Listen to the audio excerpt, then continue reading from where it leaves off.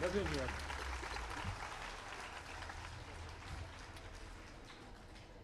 आपकी मोहब्बत का और इज़्ज़त का शुक्रिया। लेकिन वैसे ही जो गेस्ट होते हैं या जो मेरे जैसे स्टेज पे बैठे होते हैं उनके लिए ये बात है कि हुज़ूर नबी करीम सल्लल्लाहु अलैहि वसल्लम ने फरमाया था, हदीस का मफ़हूम है कि जो ये तवक्को करता है कि मेरे लिए कोई शख्स खड़ा हो जाए तो वो अपनी जगह फिर जो है वो जहन्नम में ढूंढे। तो ये बड़ी एक हाँ, आपने इज़्ज़त दी है, आपका बहुत शुक्रिया। लेकिन हमें हमेशा अल्लाह ताला को एक चीज़ पसंद है और वो है आजिज़ी, क्योंकि इंसान की अपनी कोई हैसियत नहीं है। हाँ, अगर अपने आप को पहचान लें तो फिर इसका जो मकाम है वो अल्लाह के पास ही है। मैं बाज़ाब्ता इब्तिदा से पहले तो मैं शुक्रिया अदा करता हूँ बूटर साहब आपका, और उसके साथ साथ जिस तरीके से डोगर साहब आपने बाबर डोगर साहब आपने, नदीम डोगर साहब आपने जिस तरह से गुफ्तगू की है, ख़ासकर बाबर साहब आपने जो गुफ्तगू की है, मैं तो बहुत सी यूनिवर्सिटीज़ कॉलेज में जाता हूँ, लेकिन the way you have spoken your heart out, और मुसलमान बच्चियों को, और ज़ाहिर उनको पता भी है, लेकिन you know it's always good to remind one self what one suppose to be doing. तो आपने जिस तरीके से इनको बताया है एक बड़े भाई या एक वालिद या एक चचा के तौर पे, I think you really impressed मी। और साथ साथ मैं शुक्रिया भी अदा करता हूँ जो हमारी असातिज़ा कराम यहाँ पे हैं, और जो हमारी ऑनरेबल MP साहिबान आई हैं। आज हमने 2-3 प्रोग्राम इकट्ठे किए हैं, समाविया बीबी के साथ, और फिरदौस साहिबा भी हैं, और ऑफ कोर्स मेरे छोटे भाई उस्मान यहाँ पे हैं। लेकिन आज कुछ और भी दोस्त मैं स्टेज पे देख रहा हूँ, हमें सब हमारे साथ हर जगह माशाल्लाह मौजूद हैं। So we I welcome you. और हमें आप जैसे जो पाकिस्तानी जिन्होंने अब्रॉड परफॉर्म किए, आप हमारे लिए प्राउड हैं, और साथ कराम आपको बहुत शुक्रिया।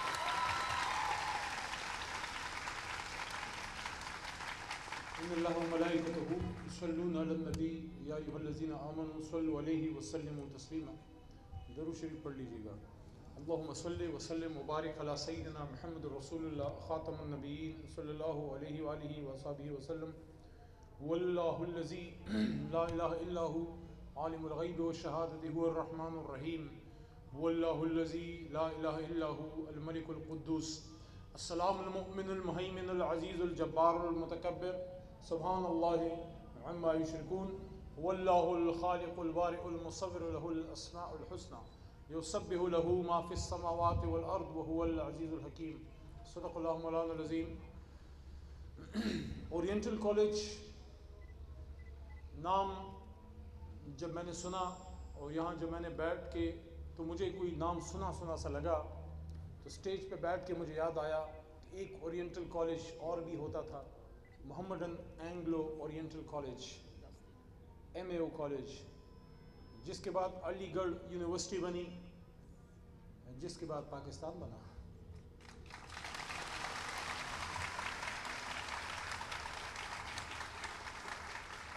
पाकिस्तान स्टूडेंट्स ने बनाया है, पाकिस्तान कलम की ताकत से बना है, और पाकिस्तान कलम की ताकत से कायम रहेगा, और पाकिस्तान इंशाल्लाह कलम की ताकत से दुनिया में नंबर 1 मुल्क बनेगा।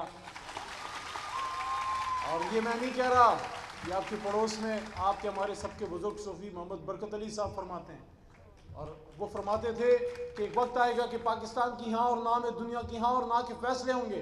मैं जब इंटरनेशनल फोरम्स पे या असेंबली में या मीडिया पे ये बात करता हूँ, लोग कहते हैं अली मोहम्मद से क्या गया है, कहाँ एक मखरूज मुल्क और कहाँ दुनिया के पावर। तो हुजूर वो 313 जब निकले थे, सारे मजाक ही उड़ा रहे थे, और मुझे अल्लाह ने तौफीक दी, क्योंकि बच्चियाँ इधर हैं, तो आपके हवाले से एक हस्ती का मैं जिक्र करना चाहूँगा कि आज से चंद साल पहले मौका मिला उम्रा पे जाने का, तो लोग तो मदीना जाते ही हैं, तो मैंने अपने दोस्तों से वहाँ कहा, मैंने कहा यार बड़ी ख्वाहिश है कि बदर के मैदान में जाएं और बदर के शहीदों से मुलाकात हो। मैंने अपनी ख्वाहिशात थोड़ी छुपा के रखी हुई थी, उनको स्टेप बाय स्टेप बताता जाता था, ताकि शुरू में डर ही ना जाए कि यार ये कोई हमें सऊदी अरब से निकलवाने पे शायद तुला हुआ है, क्योंकि वहाँ कुछ चीज़ों पे पाबंदी भी है। हमारा बरादर इस्लामी मुल्क है, हमने उनके लॉज की पाबंदी करनी है। बहरहाल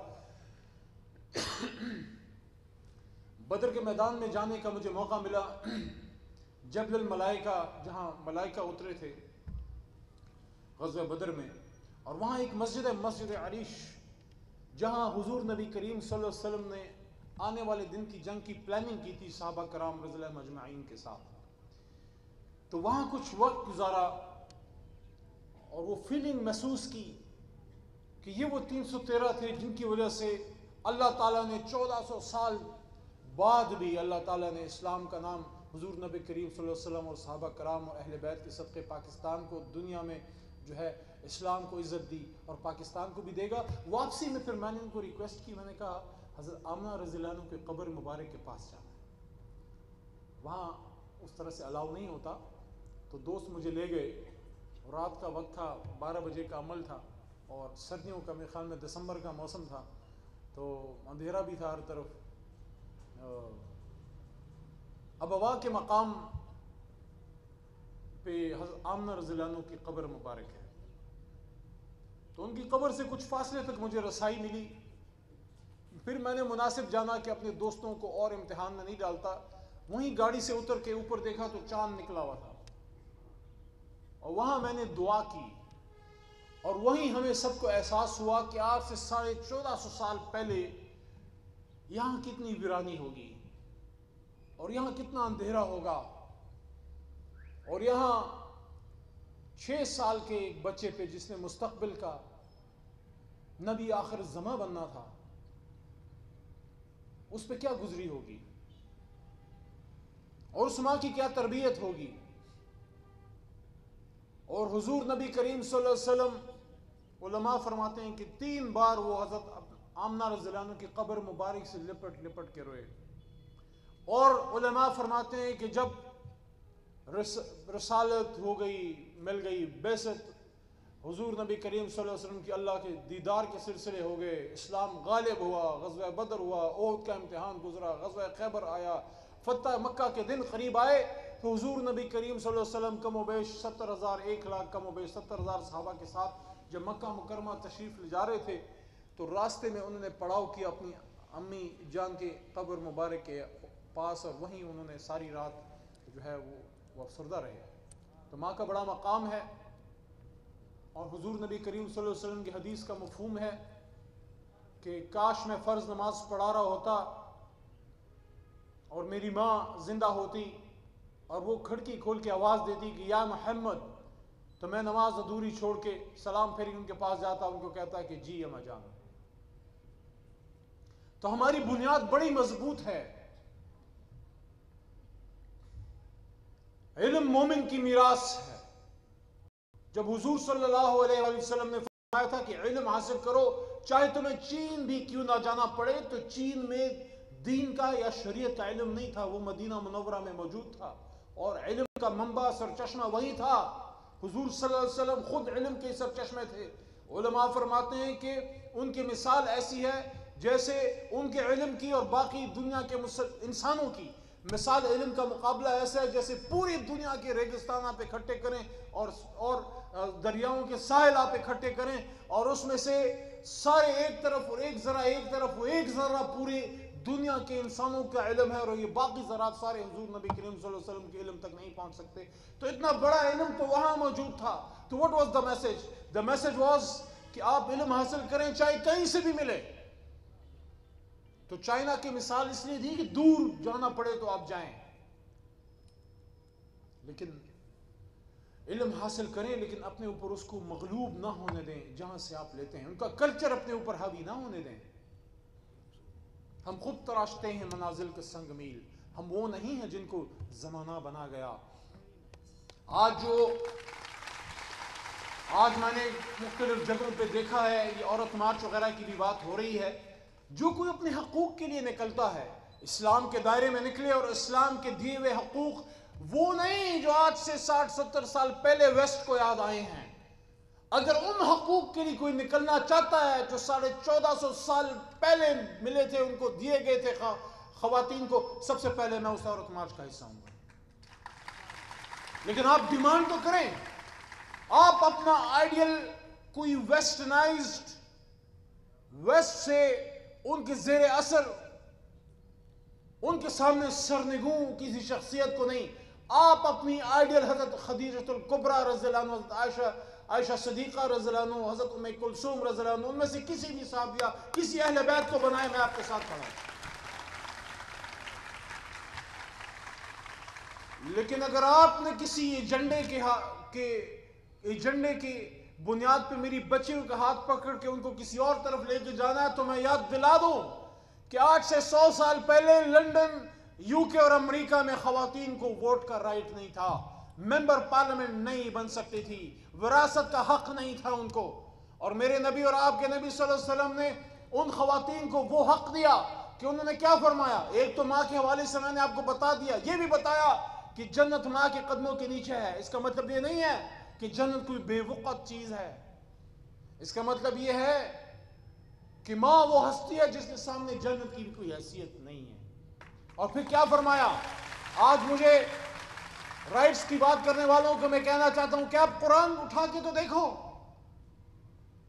ڈاکٹر اسرار احمد صاحب ماضی قریب میں قرآن کے عظیم ترین اسکالر اتھارٹی رہے ہیں پاکستان اور بر صغیر پاک و ہند میں۔ وہ فرماتے ہیں کہ جب شیخ الہند محمود الحسن صاحب کو جب مالٹا میں اسیر کیا گیا اور جب ان کے موت کے دن قریب آئے کیونکہ ٹی بی کا مرض لاحق ہو چکا تھا، تو فرماتے ہیں کہ تاج برطانیہ کو خطرہ ہوا کہ اگر شیخ الہند جیل کے اندر فوت ہو گئے تو پوری بر صغیر کے علماء اور مسلمان کھڑے ہو جائیں گے، تو انہوں نے ان کو ریلیز کر دیا۔ ایک اسیر مالٹا مولانا عزیر گل صاحب میرے بھی حلقے میں ہیں، میں نے حال ہی میں ان کے قبر کے ساتھ میں نے روڈ بنوا کے دی ہے، پکی کرائی ہے، میں ادھر دعا کرنے کے لیے جاتا ہوں۔ تو علماء کی جب محفل جمی، شیخ الہند نے فرمایا کہ میں نے اسیری کے زمانے میں 6-7 سال اس پہ بڑا غور کیا کہ دنیا میں امت مسلمہ کے زوال کی وجہ کیا ہے، دنیا میں امت مسلمہ زوال پذیر کیوں ہے؟ اللہ بھی اسی جگہ موجود ہے، قرآن بھی اسی جگہ موجود ہے، حضور نبی کریم صلی اللہ علیہ وسلم کی احادیث مبارکہ، اللہ کی طاقت، فرشتوں کی امداد کے وعدے سب اپنی جگہ موجود ہے، اور مسلمان تو 100 گنا 1000 گنا بڑھ بھی چکے ہیں تعداد میں۔ تو پھر مسلمان بڑھ رہے ہیں لیکن اسلام نیچے جا رہا ہے، وجہ کیا ہے؟ انہوں نے فرمایا مجھے ایک ہی وجہ، 2 ہی وجوہات سامنے آئیں۔ ایک قرآن سے دوری، اور دوسرا آپس کی بے اتفاقی، جس پہ علامہ اقبال رحمۃ اللہ نے فرمایا تھا جو ہمارا اثاثہ ہیں۔ لیکن مجھے افسوس ہے کہ آج علامہ اقبال کے شعر تو ہم محفلوں کو سجانے کے لیے تو پڑھتے ہیں، لیکن اس پہ سوچتے نہیں ہیں کہ علامہ کا شعر ہے کہ وہ زمانے میں معزز تھے مسلمان ہو کر، اور تم خوار ہوئے تارک قرآن ہو کر۔ جب قرآن کو چھوڑا تو اللہ کی امداد کے وعدے جو ہے وہ پیچھے رہ گئے، جب قرآن کو چھوڑا تو وہ فرشتے جو قطار اندر قطار اترتے تھے، جو پانی کے اوپر ہمارے گھوڑے چلا کرتے تھے، وہ بند ہو گئے۔ اللہ کی امداد کے وعدے وہیں پہ ہیں، لیکن جب ہم اللہ کی طرف پیٹ کریں گے تو پھر دنیا میں اس کی امداد ہمیں نہیں آئے گی۔ اور بے اتفاقی پہ بھی انہوں نے فرمایا کہ یوں تو سید بھی ہو مرزا بھی ہو افغان بھی ہو، یوں تو سید بھی ہو مرزا بھی ہو افغان بھی ہو، تم سبھی کچھ ہو یہ تو بتاؤ مسلمان بھی ہو۔ مجھے آج بھی یاد ہے 2004-05 میں جب حج کے موقع پہ میں اور میرے والد مرحوم ولی محمد صاحب، ہم حضور نبی کریم صلی اللہ علیہ وسلم کے روضہ اطہر کے پاس سبھی جب عمرے پہ جاتے ہیں، بیٹھے ہوتے ہیں حج پہ، تو ہم ساتھ ہی بیٹھے ہوئے تھے۔ 5 حضرات آئے کالے لباس میں ملبوس، سوٹ پہنے ہوئے بغیر ٹائی کے، پانچوں کے پانچوں میں اور والد گرامی بیٹھے ہوئے تھے۔ تو وہ ساتھ آ کے بیٹھ گئے ادھر اور مجھ سے پوچھتے ہیں کہ آپ کا نام کیا ہے۔ یہ بات غور سے سنیے گا کیونکہ آپ مستقبل کی قوم کی معمار مائیں یہاں پہ بیٹھی ہیں۔ آپ نے کل پرسوں جو ہے آپ نے ملک و قوم کو بنانا ہے، کسی نے پریکٹیکل فیلڈ میں جانا ہے، کسی نے ہاؤس وائف بننا ہے، کسی نے ڈاکٹر، کسی نے انجینئر، کسی نے آرمی میں جانا ہے، کسی نے اپنے ملک کے مستقبل کے جو ہے آپ نے مستقبل کو جو ہے وہ تیار کرنا ہے۔ اگر آپ کا ذہن ٹھیک ہوگا، اگر آپ کے ذہن میں فطور نہیں ہوگا اور آپ کو اپنا مستقبل شیشے کی طرح صاف نظر آئے گا، جس طرح آج آپ کو بابر صاحب نے گفتگو کی ہے، تو یقین کریں ہماری منزل قریب ہے۔ تو مجھ سے پوچھتے ہیں کہ فارسی میں، مجھے فارسی نہیں آتی، حالانکہ ہمارے دادا کی نسل تک فارسی جو ہے وہ سیکھی پڑھی جاتی تھی، فارسی میں لکھ بھی سکتے تھے، فارسی میں بول بھی سکتے تھے۔ جو علی کالج کی بات کی میں نے، میرے دونوں دادا ان کے چھوٹے بھائی دونوں علی گڑھ کالج کے جو ہے تعلیم یافتہ تھے، علی گڑھ تحریک کا حصہ رہے، پاکستان بنانے کے لیے جیل کاٹی، پیر محمد صاحب میرے دادا تھے، علی گڑھ تحریک کا انہوں نے مسلم لیگ جو آل انڈیا مسلم لیگ تھی اس کو کھٹا کیا خیبر پختونخوا میں، میرے ڈسٹرکٹ مردان میں، اور باقاعدہ خیمے لگائے منٹو پارک میں، جس کو پھر قرارداد لاہور جہاں جو ہے وہ پاس ہوئی۔ تو میں اپنی بات کی طرف واپس آتا ہوں کہ جو ہم سب نے مل کے جو ایک سوچا ہے آگے جانے کے لیے، جو خواتین کے حوالے سے بات ہے، اس پہ میں آنا چاہتا ہوں کہ جو قرآن سے دوری کی وجہ بنی اور جو ہماری آپس کی بے اتفاقی جو ہے وجہ بنی۔ تو مجھ سے وہ پوچھتے ہیں نام کیا ہے، میں نے کہا فارسی میں پوچھا، میں نے کہا علی محمد، میں نے انگریزی میں جواب دیا، فارسی تو نہیں آتی۔ تو انہوں نے پوچھا پاکستان؟ یس آئی بلونگ ٹو پاکستان۔ تو پوچھتے ہیں کیونکہ نام میں علی پہلے ہے، حضرت علی رضی اللہ تعالیٰ عنہ کا نام نامی، ویسے علی اللہ کا بھی نام ہے، یہ آپ کو پتا ہو، اللہ کے 100 ناموں میں ایک علی بھی ہے۔ میں نے کہا پاکستان۔ تو کہتے ہیں کہ آپ شیعہ ہیں۔ مجھے بڑا عجیب لگا، حج کے موقع پہ حضور نبی کریم صلی اللہ علیہ وسلم کے روزے کے پاس بیٹھ کے مجھ سے کوئی یہ سوال کر رہا ہے، اس بات کو ہوئے بھی آج 16 سال گزر گئے۔ میں نے کہا نہیں، مجھے نہیں پتا میں نے یہ جوابات کس طرح دیے، اللہ مجھ سے دلوا رہا تھا۔ وہ 5 بندے بیٹھے تھے، مجھ سے کہتے تو پھر آپ سنی ہوں گے، فارسی میں، یہ کہ پہلے کہا شیعہ ہیں، میں نے کہا نہیں، پھر کہتے ہیں آپ سنی ہیں، میں نے کہا نہیں، تو پھر مجھ سے پوچھتے ہیں کہ آپ کیا ہیں، آپ شیعہ بھی نہیں ہیں، آپ سنی بھی نہیں ہیں، میں نے کہا میں مسلمان ہوں۔ میں سنی کے گھر پیدا ہوا ہوں اس لیے سنی ہوں، اگر شیعہ کے گھر پیدا ہوا تو میں شیعہ ہوتا، تو اس میں کیا ہے؟ تو پھر وہ 5 کھڑے ہوئے، ان کے پاکٹس میں یہاں پہ ٹافیاں تھیں، مجھے ایک ایک ٹافی انہوں نے دی، یہ انہوں نے نہیں دی تھی، یہ مجھے یقین ہے کہ اللہ کی طرف سے مجھے ایک تحفہ ملا تھا وہاں پہ، اور ایک ایک ٹافی دی، اور ہر ایک بندے نے مجھے یہاں گال پہ بوسہ دے کے چیک پہ کس کر کے وہ سارے چلے گئے 5 کے 5۔ The message, what was the message? The message which Allah the Almighty wanted to give me and through me you، آپ سب کو، کیونکہ یہ بات میں بہت جگہوں پہ پاکستان میں کر چکا ہوں، وہ یہ ہے کہ ہم نے ان چیزوں نے تباہ و برباد کر دیا۔ علماء فرماتے ہیں اپنے مسلک کو چھوڑو نہیں، دوسرے کے مسلک کو چھیڑو نہیں، اگر اللہ کو مانتا ہے، رسول صلی اللہ علیہ وسلم کو آخری نبی، یہ بڑی امپورٹنٹ ہے، کیونکہ اسلام کی پیٹھ پہ پچھلے 1000 سال میں جو سب سے بڑی چھری گھونپی گئی ہے وہ فتنہ قادیانیت ہے۔ تو اگر اللہ کو مانتا ہے اور حضور نبی کریم صلی اللہ علیہ وسلم کو آخری نبی مانتا ہے، روز قیامت پہ یقین ہے، قرآن پہ یقین ہے، حج کو مانتا ہے، زکوٰۃ جہاد سب پہ یقین رکھتا ہے، تھوڑا بہت فرق خیر ہے، کوئی مسئلہ نہیں۔ ہمارے اصل مسائل اور ہیں، ہمیں ان پہ جو ہے اکٹھا ہونا ہے۔ قرآن کی بات ہوئی تو آپ کو میں اس طرف واپس لے جا کے پھر اجازت چاہتا ہوں۔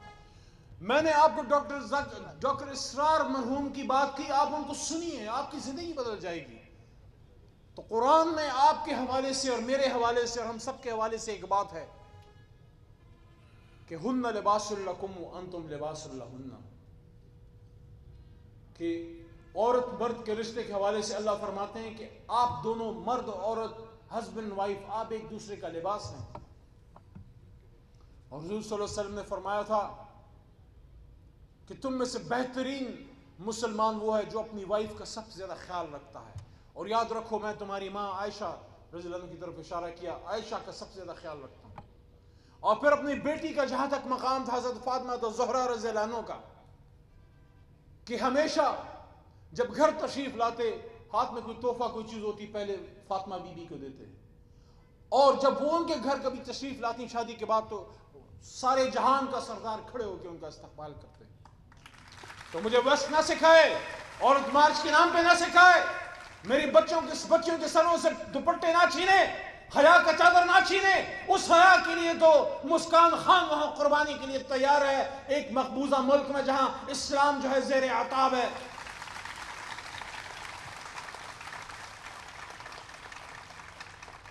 جب ان بچیوں کو زندہ گاڑا جا رہا تھا، علماء فرماتے ہیں کہ ایک زمانے جاہلیت کی ایک بات جس سے انسان کا آج بھی دل روتا ہے، ایک شخصیت جس نے پھر بعد میں اسلام قبول کیا، ان سے اسلام قبول کرنے کے بعد کسی نے پوچھا، کیونکہ اسلام قبول کرنے کے بعد انہوں نے زمانہ جاہلیت کے گناہ جو تھے اور ان کا جو بھی تھا، اللہ تعالیٰ کے کرم سے حضور نبی کریم صلی اللہ علیہ وسلم نے اللہ کی طرف سے ان کو معافی دی کہ بعثت رسالت آنے کے بعد، پیغام ملنے کے بعد جو زمانہ جاہلیت میں جرم ہوئے، جو چیزیں ہوئیں، اللہ ان کی مغفرت فرمائے، بخشش فرمائے۔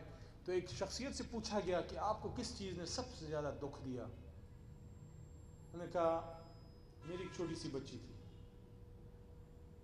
اور اسلام لانے سے پہلے زمانہ جاہلیت میں جو رسم تھی کہ بچیوں کو زندہ گاڑا جاتا تھا، تو کہتے کہ میں بھی رسم کے مطابق اپنی بچی کو گاڑنے لے گیا.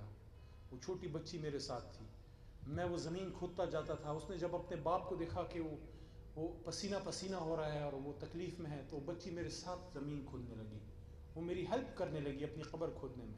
اور پھر میں نے کہتے ہیں کہ میں نے اپنی بچی کو زندہ گاڑ دیا، اور وہ حیران و پریشان کہ باپ میرے ساتھ کیا کر رہا ہے. ایسی دنیا، ایسے لوگوں کو حضور نبی کریم صلی اللہ علیہ وسلم نے کیا میسج دیا؟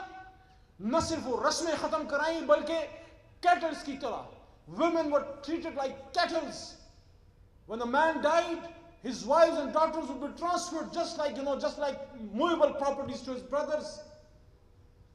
بھائی مر گیا، ادھر تو ایک سسٹم کی تحت نکاح ہوتا ہے، وہ بھی کبھی کبھی، لیکن وہ دے دیتے تھے، بھائی کما لے دے دو، بٹ بیٹیاں اس کی، بیویاں ساری اس کی، جنگ میں مال غنیمت میں عورتیں لے لو. ان کو پراپرٹی رائٹس دیں، وراثت کے حقوق دیے، ان کی اہمیت دنیا کو بتائی. تو اللہ تعالیٰ کے کرم سے جو ہمارا ملک ہے، اس کو بنانے والے کے پیچھے جو طاقت تھی وہ بھی ایک خاتون کی تھی، حضرت فاطمہ جناح رحمت اللہ علیہ. وہ ایک ایسی خاتون کہ صرف بھائی نے نہیں، بہن نے بھی اپنی زندگی وقف کی اس ملک کے لیے. نہ بچے، نہ شادی، نہ کچھ، اپنے بھائی کے ساتھ وقف ہو گئی. لیکن ہم نے ان کے ساتھ اچھا نہیں کیا. اس قوم نے ایک بار تو بھائی کے صدقے دے ہی دیتے کہ دونوں نے ملک بنایا تھا. چلا گیا نا اقتدار ایوب خان صاحب کے ہاتھ سے بھی. ویسے میں بڑی رسپیکٹ بھی کرتا ہوں ایوب خان صاحب کی، کیونکہ ان کے دور میں پاکستان میں بڑے بڑے منصوبے بنے، لیکن ایک بار تو دے ہی دیتے. پاکستان کی بچیاں، نوجوان، school children, college going students, وکلاء، فنکار، کسان، سب فاطمہ جناح صاحبہ کے ساتھ تھے. لیکن شاید نصیب میں نہیں تھا. فاطمہ جناح بھی اپنی کتاب مائی بردر میں لکھتی ہیں. آپ کے پاس نہیں ہے تو خرید لیں، اتنی مہنگی نہیں ہے. ورنہ میں جو ہے ریکویسٹ کروں گا آپ کے پرنسپل صاحب سے، بٹر صاحب سے، کہ وہ 1 2 3 اس کی 5 6 کاپیاں اپنی لائبریری میں رکھ کے آپ اس کو پڑھ لیا کریں. فاطمہ جناح صاحبہ کی اس بات پہ میں اتفاق کرتے ہوئے آپ سے اجازت لوں گا، کیونکہ عصر کا بھی وقت پھر فوت ہو رہا ہے. وہ کہتے ہیں کہ میں نے اپنی زندگی میں اپنے بھائی کو کبھی موت کی بات کرتے نہیں سنا. کہتی ہیں کہ آخری ایام میں جب ان کی زندگی کے آخری چند ماہ تھے تو لاہور یونیورسٹی اسٹیڈیم میں ایک تقریر کی تھی قائد اعظم محمد علی جناح نے. لاہور یونیورسٹی اسٹیڈیم 30 اکتوبر سن 47 کو، پاکستان بننے کے چند مہینے بعد. اور اس میں وہ کہتی ہیں کہ میرے بھائی نے موت کی بات پہلی بار زندگی میں کی. انگریزی میں ہے، میں عثمان کے بہت سے پروگراموں میں اس کو انگریزی میں وہی انہی الفاظ میں بول چکا ہوں، آج اردو میں بات کروں گا. تو اس میں قائد اعظم کہتے ہیں کہ مسلمان موت سے نہیں ڈرتا، مسلمان کو اپنے آپ کو موت کے لیے تیار رکھنا چاہیے. پھر کہتے ہیں کہ سب سے بہترین زندگی وہ ہے جس کا انجام ایک شہادت کے طور پہ ہو اسلام اور پاکستان کے دفاع کے لیے. کسی کو شک ہے تو جا کے اس کی آڈیو ریکارڈنگ موجود ہیں، جناح پیپرز میں آن ریکارڈ یہ موجود ہے کہ do not be afraid of death. A Muslim is never afraid of death. The best life is that whose end is that of a martyr for a righteous cause to save the honor of Islam and Pakistan. یہ وہی speech ہے جس کے and میں ہے کہ there is no power on earth which can undo Pakistan. کوئی دنیا کی طاقت پاکستان کا بال بیٹا نہیں کر سکتی. آپ سے میری ریکویسٹ ہے، آج فیصل آباد جڑاوالا روڈ پہ اورینٹل کالج کی بچیوں سے جو ہماری قوم کی معمار بنیں گی، آپ سے میری ریکویسٹ ہے کہ اگر آج پاکستان اس حالت میں پہنچا ہے تو صرف ان لوگوں نے نہیں کیا. میں کوئی سیاسی بات ادھر نہیں کہنا چاہتا کیونکہ سیاسی گیدرنگ نہیں ہے. I'm not talking as a PTI member, I'm talking as a Pakistani, as a state minister of Pakistan, that's all. تو میں یہ کہنا چاہتا ہوں کہ جس نے پاکستان میں قتل کیا، جس نے پاکستان میں کسی کا ریپ کیا، جس نے پاکستان میں اپنی زمین بیچی، جس نے پاکستان میں اپنا ضمیر بیچا، زمین پاکستان کی زمین ناجائز بیچی، پاکستان کے مفاد کا سودا کیا، کرپشن کی، ظلم کیا، امریکہ کی اشاروں پہ، کسی اور ملک کے اشاروں پہ ناچا، وہ بھی تو کسی ماں کا جنا ہے، وہ بھی تو کسی بہن کا بھائی ہے. اس کی کیوں تربیت نہیں ہوئی؟ کسی ماں نے اس کی تربیت نہیں کی تو اس نے یہ کیا نا. جو کسی مجھے آج بھی ایک واقعہ یاد آتا ہے, تھوڑا سا 2-3 منٹ اور لیتا ہوں, یہ بڑی امپورٹنٹ بات ہے. پشاور جہاں میں پڑھا ہوں, میری تعلیم مختلف جگہوں سے ہے, پنجاب سے بھی ہے, پشاور ہر جگہ سے پڑھا ہوں, تو اس لیے الحمدللہ مجھ میں کوئی علاقائی وہ نہیں ہے تعصب. I am a Pakistani first and Pakistani last, یہ میری تعریف ہو تو جو بھی ہے میری پہچان پاکستان ہے. پشاور میں ایک علاقہ ہے پشاور صدر, گورا بازار اس کو کہتے ہیں, جہاں بچیاں آپ جیسی خواتین زیادہ سودا سلف لینے جاتی ہیں, کپڑے اور ساری چیزیں جو آپ کے ہیں. مشہور ایک بات ہے, میرے خیال میں صحیح ہوگی, وہاں نیچے دکانیں ہیں اور اوپر بالا خانے میں لوگ رہتے ہیں. تو وہاں ایک ماں کی کئی بھی بات ہے جو کہ ایک شخص ہیں, ان کو ان کی وائف نے کہا کہ آپ کی بیٹی کے ساتھ آج بڑا عجیب واقعہ ہو گیا. یہ کوئی 25-30 سال شاید پہلے کی بات. والد نے کہا کہ جی کیا ہوا؟ تو ماں نے کہا کہ ہماری بچی جو ہے, جس طرح آپ نے بھی دیکھا ہوگا جو بازار میں اوپر رہتے ہیں تو چھوٹی چھوٹی چیز کے لیے نیچے آنا جانا ہوتا ہے جلدی جلدی, تو کہتی ہیں کہ کسی چیز کے لیے نیچے گئی, کوئی چیز لینی ہوگی, کوئی سودا سلف, تو کہتی ہے کہ بچی تھی بے خیالی میں, سر پہ دوپٹہ نہیں تھا, نیچے چلی گئی. تو ماں کہتی ہے کہ جب بچی واپس آئی تو اس نے کہا کہ مجھے خیال تو نہیں تھا, لیکن جب میں دکان میں کھڑی ہوئی تو مجھے احساس ہوا کہ میں تو بغیر دوپٹے کے آ گئی. لیکن پھر وہ کہتی ہیں, ماں اس کی کہتی ہے کہ بیٹی نے کہا کہ میں حیران تھی, کوئی مجھے اوپر دیکھ ہی نہیں رہا تھا. تو باپ ان کے مسکرانے لگے. انہوں نے کہا کیسے دیکھتا؟ میں نے کبھی کسی کی بچی کی طرف غلط نظر سے نہیں دیکھا. تو جو ہم نے ساری پابندیاں خواتین پہ رکھی ہیں نا, سورہ نور کو پڑھے, جو سورہ نور کی آیت نمبر 30-31 ہے, اس میں پہلی آیت مردوں کے لیے ہے کہ اپنی آنکھوں کی شرم اور حیا رکھیں, آپ اپنی نظریں نیچے رکھیں. صرف عورتوں کو نہیں پردے کرانے, عورتوں نے تو پردہ کرنا ہے, اسلام کا حکم ہے. آپ نے اپنی زینت کی جگہ چھپانی, اسلام کا حکم ہے. سورہ نور کی آیت نمبر 30-31 پڑھ لیں, لیکن پہلے حکم مردوں کو ہے. تو اس رائٹ کے لیے جو ہے آپ کی میری بچی اور ہماری بہن مسکان خان وہاں ہندوستان میں لڑی, تو وہ اگر اس ملک میں لڑ سکتی ہے تو یہاں تو کوئی پابندی نہیں ہے. یہاں تو اللہ تعالیٰ کے کرم سے اسلامی ملک ہے اور مدینہ کی ریاست کی طرف انشاءاللہ العزیز جا رہے ہیں. تو میں خوش ہوں کہ یہاں اس کالج میں ایک اسلامی ماحول ہے.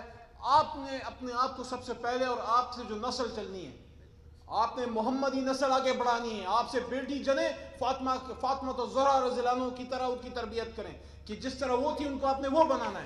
بیٹا جنے تو اس کا وہ حضرت علی اور عمر فاروق رضی اللہ عنہ کی طرح اس کی آپ تربیت کریں, اور نسلی اور ان چیزوں سے نکلیں. یہ پختون پنجابی کی کبھی پوچھ نہیں ہوگی, 3-4 چیزوں کا سوال ہوگا, من ربو کا, من دینو کا, من نبیو کا. اس میں کوئی یہ نہیں ہے آپ پنجابی تھے, پختون تھے, کس مسلک سے تھے, اس مسلک سے تھے, اس مسلک سے تھے. آپ سے یہ 3 باتیں پوچھی جائیں گی, اور آپ سے اور مجھ سے یہ بھی پوچھا جائے گا, کیونکہ ہمارا تعلق علم سے ہے تو علم کی پوچھ ہوگی. علم دیا کہاں یوز کیا, جوانی دی کہاں یوز کیا, پیسہ دیا کہاں یوز کیا. اگر ان سوالوں کے جواب ہاں میں ہیں تو میرے خیال میں پھر ہم کامیاب ہیں. تو انشاءاللہ پاکستان کے لیے اپنا تن من دھن لگائیں گے نا جی, پاکستان کے لیے آپ اپنا تن من دھن لگائیں گے نا جی. آپ چھوڑ دیں کہ علی محمد کیا کر رہے ہیں, عمران خان کیا کر رہے ہیں, آپ کیا کریں, دیٹ از امپورٹنٹ. ابھی آپ اسٹوڈنٹ ہیں, کیا آپ فل فوکس کر رہی ہیں؟ جب آپ ڈاکٹر, انجینئر یا وکیل یا نرس یا ٹیچر بنیں گی یا آرمی میں جائیں گی یا ہاؤس وائف بنیں گی, کیا آپ اپنی ڈیوٹی صحیح کر رہی ہیں؟ اللہ کہتے ہیں وما ملکت ایمانکم, آپ کے اپنے آپ کے دائیں ہاتھ کا مال کا پوچھا جائے گا, باقی آپ ذمہ دار نہیں ہیں.